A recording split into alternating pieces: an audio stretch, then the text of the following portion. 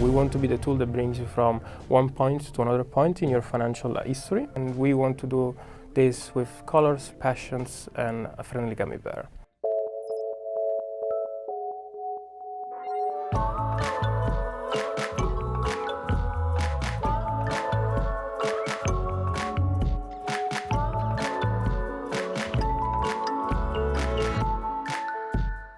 Today, I'm joined by Edoardo Moreni, who's the CEO and co-founder of the PFM tool Emma. I was super keen to chat to Edoardo today because definitely about how they found the general experience of integrating information from APIs, a sore subject for many UK innovative companies and something that's so reliant on them doing business with big banks. So Edoardo, thank you very much for coming on today. How are you doing? Thanks a lot for inviting me. I'm doing very well. Great. So can you tell us a little bit about you and how Emma came about? Yes, I'm the co-founder and CEO of Emma. I think the journey started like 8 years ago when I came here to the UK and I met my co-founder at uni. Really? We were both studying computer science. Yeah. The only two Italians in the course, so became best friends after 3 minutes pretty much. And we actually started Emma like 3 years ago, 2 years and a half ago, and we launched it in January 2018. Okay. That was our first launch when we got approved by the FCA. We were the actually first to integrate with the Monzo API, and that's when we saw our first like huge bump. Okay. And that led to our first fundraising, and our second is coming up next. Cool. So you've launched it, in 2018. What was the aim for the product when you launched it? What does it currently do? What are the sort of features that you wanted to bring to market? We wanted to create like a product that helps people manage their money, but also bring some sort of like relief in terms of like the way they approach money and the way they think money. We truly believe we're like defining a new category, which is called financial therapy. Okay. We think that 70% of like health issues out there are related to money, and we want to be the ones that are going to bring that number down. Yeah.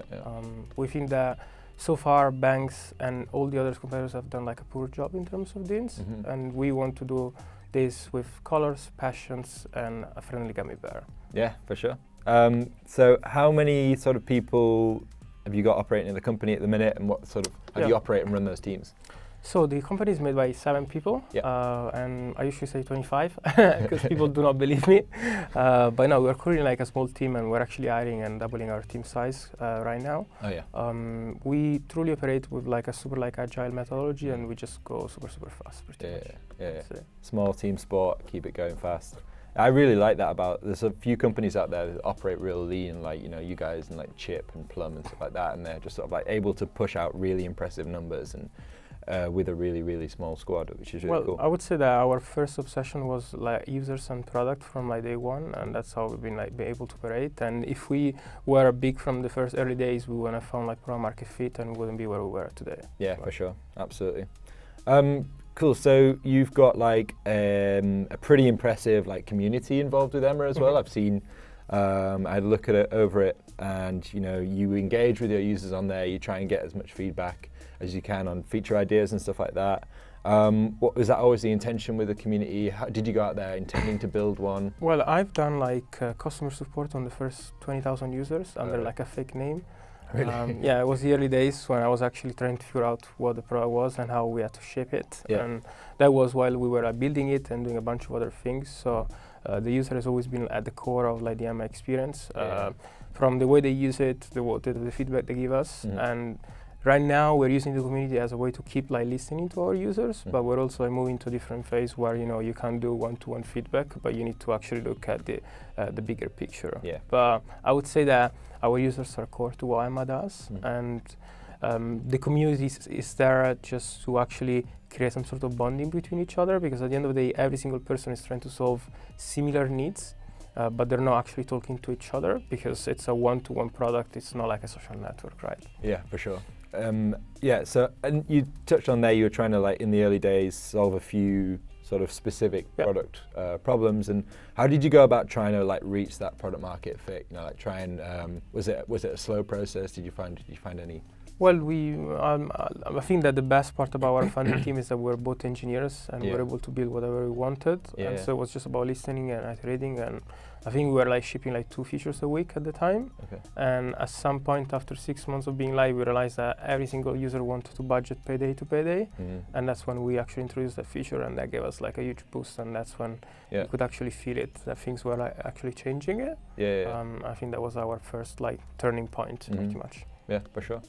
Cool. And so if you were to talk about a typical Emma user, then you said that there was, I guess, some sort of desire to sort of budget and to save and that kind of thing. Is there any particular psychographic or? Yeah, of course. Like, it's like when you look at the finance market, you think that everyone is fighting against each other. But I guess the biggest point about finance is demographics, and what kind of demographics you are actually addressing.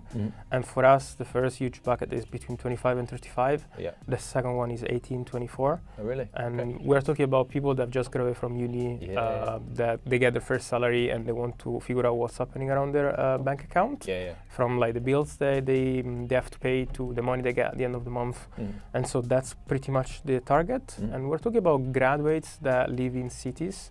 So with a decent salary, we're not either for the higher end or the lower end, we're just like in the middle.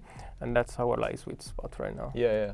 And is that because you want to sort of hopefully get money moving through the product? Is it because you want to see sort of like reasonable level of balance on the? We are a millennial product, and we found product market fit in our age. I'm 26, and I'm in the sweet spot. Yeah, you are the sweet spot.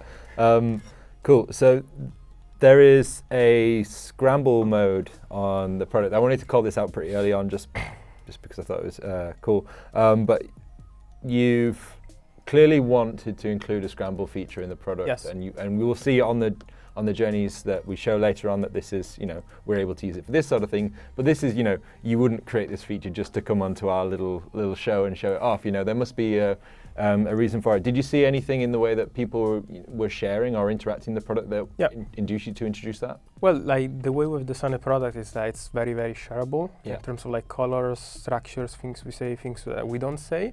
And having like a scrambled mode allows people to take screenshots in a much easier way and share them. The biggest problem with like fintech products in general is that they're not like shareable and they just address a specific need, like, I don't know, an insurance or a bank account. And so we have actually added like, I would say 4 or 5 elements in the product that actually sort of incentivize the sharing of the product, and scramble mode was one of the first that we actually put there, and it's turned out to be extremely useful. Yeah, for sure. I bet there's no better way of being able to like share the product than to actually show it to a user on their phone without fear of like, So that makes so easy. sense. I mean, you asked me for the journeys, I sent you like a video with the scramble mode enabled one. Yeah, exactly. If it's any sort of like use case, from like an interview to show a friend to just sharing on Twitter, it's just like it's an easy thing and it takes the hassle away. On the sort of like, you want to share the product and you want to have people with, engaging with your gummy bear and your sort of bright colors. General sort of thoughts on the design. What were the principles behind that? I guess, how did you approach the design? Was it did you use someone external? Did you become a designer? What sort of I think that when we went to design it for the second time, which is the current design, we used 2 main keywords. One was progress and one was like playground. Oh, interesting. Progress, in terms of progress, I mean that every single feature in the app had to give the user a sense of like progress. That's why there are like graphs, that's why there are lines. We want to be the tool that brings you from one point to another point in your financial history. And playground was the other main key. So playgrounds are useful, like colorful. They're super, super friendly, and that's why Emma is one of the most colorful app out there. We wanted to make a point. We wanted to stand out in every single pixel, and we want to create a wow effect every time the user like tap the button, and that's what we're always trying to do, design-wise. Very cool. And did you sort of hire someone else to do that for you, or do you have a designer on site? It was a mix of internal and external work. Oh, cool. Cool. Nice one. So, and then general sort of thoughts from the market so far, like at your current state where you are now. So how have people responded to it? How have people approached using it? Have you noticed any particular trends in using it or anything like that? And then the second question, which you may have some other thoughts on, would be the relationship between yourself and the sort of like the big incumbent banks and who you rely upon for a certain amount of data to be integrated into the product. I think that right now we're live in 3 different countries, so it's like US, Canada, and the UK. And in terms of like usage, we've seen that there is like a different way of like using products and also like a different way of like consuming products. So even like our subscription, which is in the app, is consumed a different way if you compare the UK with the US. So you kind of see those kind of like trends. in terms of like shareability, in terms of like talking or even like feedback. You would see Americans more willing to buy a subscription, while you would see British people more willing to give you to answer to support and give you feedback about the product, which is like completely like different mindset. How you bridge the gap between sort of like being a really cool sort of like agile, nimble product, and then having to facilitate and work with big banks? I think that, you know, like especially in the UK, we've got open banking, which is like a protocol, which basically sets a sort of like barrier between us and them, so we don't have to directly work with them. We just have to use what they have built and they provide to us.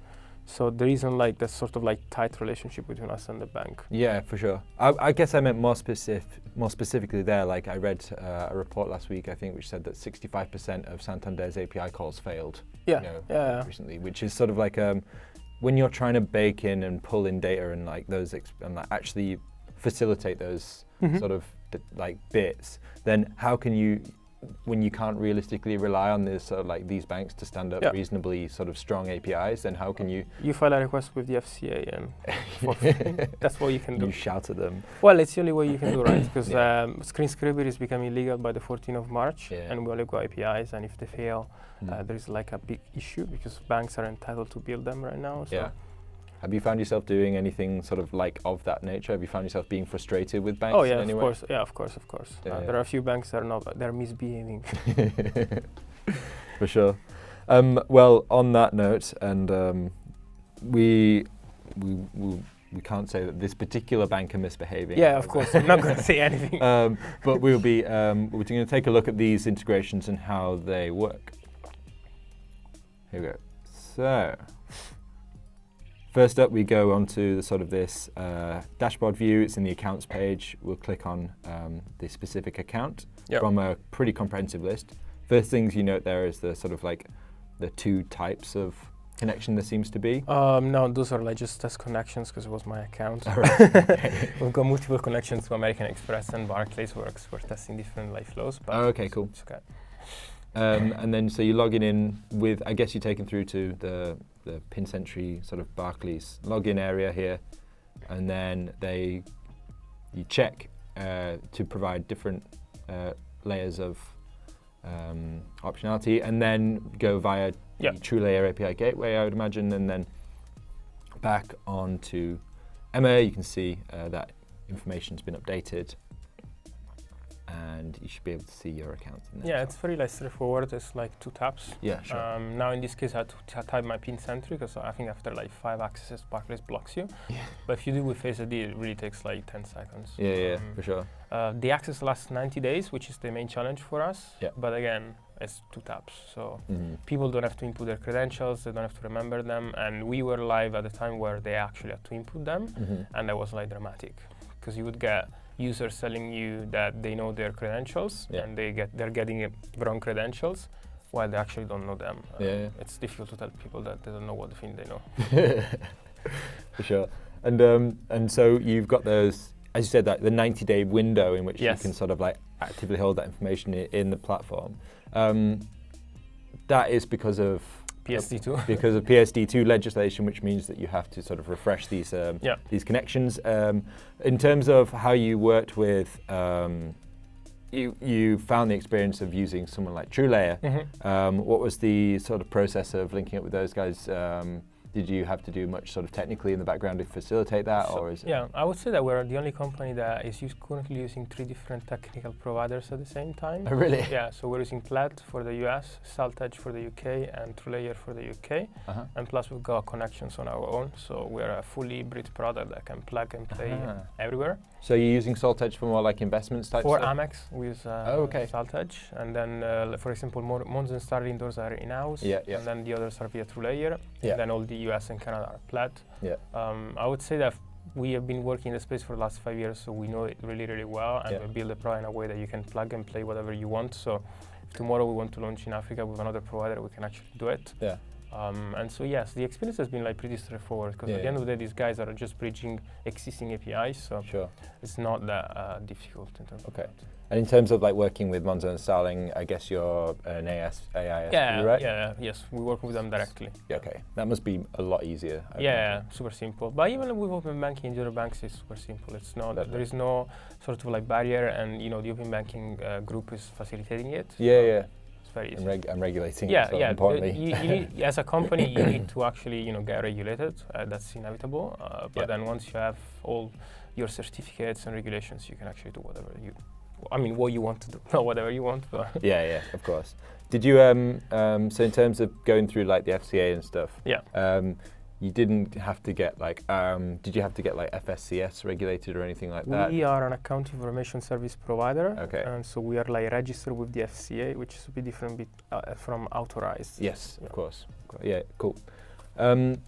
Nice one. So I guess the next. So with the Salt Edge connection for like Amex, for example, is that an extra friction or layer of friction having to include an extra provider like them just to include Amex? Or? No, because at this point we're using like 3 different providers plus like 10 different APIs. We also connect to crypto accounts and Coinbase and a bunch of others, so that's fairly easy. And also, like, I can say that for the Amex connections, we're actually building in-house with the Amex API, which we're going to launch in 2 weeks.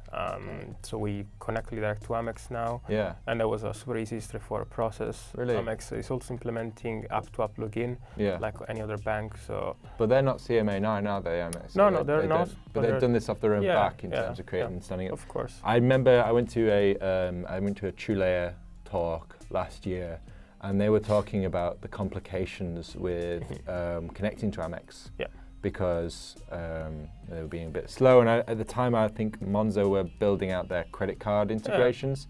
So they were finding they were really struggling with that sort of stuff. There was a huge thread on our Twitter account about that. Oh yeah? I don't want to go back to it. I will check it out and we'll post it in the social channels. Yes.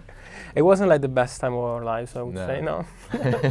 That's when we just migrated everything to Salt Edge. That was the point. Fair play, cool. So, and then talking about the sort of like the headers that we saw on the screen, you were able to provide information on savings, investments every day. How did you kind of create those buckets? What was the thinking there in terms of what sort of things people wanted to see within Emma? Completely like gut feeling. We don't do any UX. We don't do any. We do just UI, and so it was purely gut feeling. And I wanted to give like a sense of progress in the accounts tab. I want people to see graphs, and I want people to check their savings going up every single day and investment as well. The interesting bit about the first screen where we show current accounts and credit cards is probably we're the only product that actually gives you the real number of your current account, because we take into account your Amex repayment that is going to come up. So at the top you see the checking minus the credit card. So it gives you like a better idea of like where you're at with that. Interesting. So it was just like progress and colors. Yeah. Smash the colours on. Cool. Nice one. So I'm going to just before we wrap up on that, in terms of the sort of the Barclays connection there that we've seen, we've connected via PinCentry and things like that. Did you ever at any point do any of the sort of more of the screen scraping stuff for that? We were doing it before it became sort of illegal. So yes, we've been live for like 2 years with screen scraping. There was no problem. It was working very, very well. But we got regulated, so. For sure, yeah. I guess like and Plaid and stuff like that, they made a whole business out of it in the US, haven't they? Yes, but in the US there is like it makes sense because there are like 10,000 banks, and scraping makes an actual sense to be implemented. And now they've got pretty much like I would say a monopoly because they're the first in the market. First in the market for sure. On that. Working with like the Plaid guys and stuff, another sort of easy thing for you to do. Do you have like a sort of like a rep or like a person you deal with directly from those? It took us like 3 weeks to launch 2 years. All right. So we didn't have to change anything. The product is the same. Only the connection changes. Level of support is the same. Dollars instead of pounds. Just dollars instead of pound, and we just translated like current from checking. That's it. No, the other way around. Yeah. And that was it. And I think that's the beauty of like the Emma, is that we can just like launch this product anywhere we go. I think that language is the only entry barrier for us, and that's why we're just sticking to English-speaking countries right now. Yeah. I think that Australia, New Zealand, and South Africa are going to be our next countries. Yes, Australia's a really exciting one. Yes, because they're coming out with APIs, and because we need to be there, and then we'll probably go to South America. Very cool. That's our first like foreign language. Lots of ambition. It's great to see. So the next thing we're going to take a look at is sort of accessing the Habito platform from within the site. So on this one, it's sort of we scroll down as normal, but we've got a series of subscriptions here. Clicking on the all, we can click onto our mortgage option, and there's a remortgage button. We can then enter. I think this is like 2 data points, isn't it? You enter sort of value of the property and how much is left to pay. Yes. And then taken out of Emma. Okay, we've got a really good rate here. I guess it's a carousel, so we can see different rates available. I mean, this is a very like simple integration. We're just like showing the quotes for the day, and then they have to sign up to Habito and continue the flow from on the Habito website. We're working with them to make it like more and more integrated, because like they theoretically speaking, they could sign up on Emma. Like on Emma, they could sign up directly on Emma. They wouldn't go to the Habito website, but it was just a first initial concept. Cool. And it's one of the first 3 partnerships that we just launched. We're working also with Money Supermarket to do switching of energy and broadband. Nice. Which is already live in the app as of today. So excellent. There you go. And in terms of the sort of like those deepening the relationship with Habito notably, they do most of their business, I understand, in brokerage, but they also provide some of their own buy-to-let mortgage. Is the relationship purely sort of like, here is, you fill in sort of some perfunctory information and then you transfer that into Habito with some of your information transferred? What would the ideal relationship with someone like Habito look like? I think exactly like you have seen. So we know our users, we know what they want, and we just propose them like a better deal, and Habito is there to actually do that. Okay. I think that we spent 2 years building a product. It was really nice, super engaging. In the industry, as a PFM tool, we are the one with highest engagement and highest retention ever. And we've been doing this for 2 years. I think now we're in a phase where we actually need to help people, not just by showing nice data, but actually taking action on that data. And Habito and Money Supermarket are the first 2 partnerships that are coming out of it. And it's, as you have seen, it's just like an extension of the existing product. So. User sees a button, gets a quote, and then signs up to it. Very cool. Cool. So the cycle icon. I was wondering about this like very small sort of design detail, but is that because it's a recurring sort of thing? Is it because there's no icon or what? So basically, if we were to catch the merchant related to the mortgage, we would show the icon of the merchant. Got you. In this case, most of mortgages, they come out of your bank account with like weird strings. Usually the most generic one is empty with no name, so we don't know which bank it is or where it's coming from or anything like that. So we just show like a recurring like icon. Yeah, cool. So that's capture all for those sorts of instances. Cool. Why did you want to include sort of like that value, the data gathering or beginning that process within Emma rather than just shipping them right out to Habito? I think that we need to make the flow as smooth as possible. Anyone that works in product would agree with me that funnels are like a huge thing, and at each step of the funnel you drop people. And I think that all that funnel, even the end one, should be included in Emma. That's how you don't drop anyone, and that's how you actually every single user gains value out of it. And for energy works really well, because for energy they can do a full switch without ever leaving the app. With like a partnership like Habito, it's still the early days, so we're gonna end up being there, but not as today, pretty much. Good answer. Very good. Cool. So Habito recently just opened this open API, haven't they? Yes. So this is quite a new thing for them. Technically, all sound all good for you? Yes. We had a chat with them like a year before. They were like, "We're building this." I was like, "Okay, just call me when you're ready. We can do this in a week," and we actually did it. At this point in our life phase, we're not like regulated in any way with the FCA in terms of like authorization, so we don't do any loans, credit or anything like that. So we're trying to test partnerships that make sense and that are easy for us to integrate. So something like Abito, it took us literally like less than a week to put it out and see if it works or does not work. Yeah, for sure. And you just focus on what you do well and others focus on what they do. Yes, so. and you have just seen our like management subscription tool, which is probably the most popular feature in the app, and so it makes sense to actually help people manage the subscription in a better way, right? Yeah. So by offering like Abito, energy switching, or a better insurance, or even like a way to aggregate all your pensions in one place via PensionBee, which is something else that we do in the product. Nice, cool. We like PensionBee. They're a cool company. Nice one. So the final one is: do you find a specific user?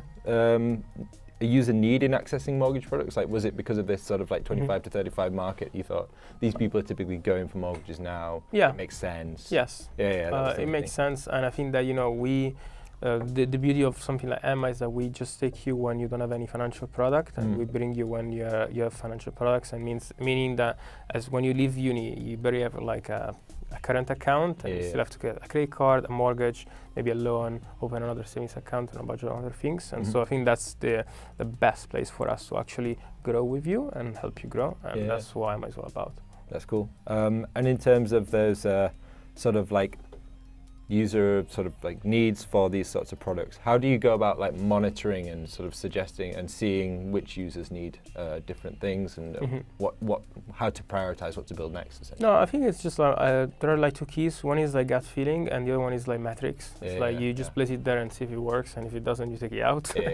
How do you measure those things, and what sort of? Well, you can see like click-through rates, you can see adoption. I would say that, for example, PensionBee is another partnership that's working really well because the concept of aggregating accounts is very similar to aggregating all your pensions in one place. Yeah.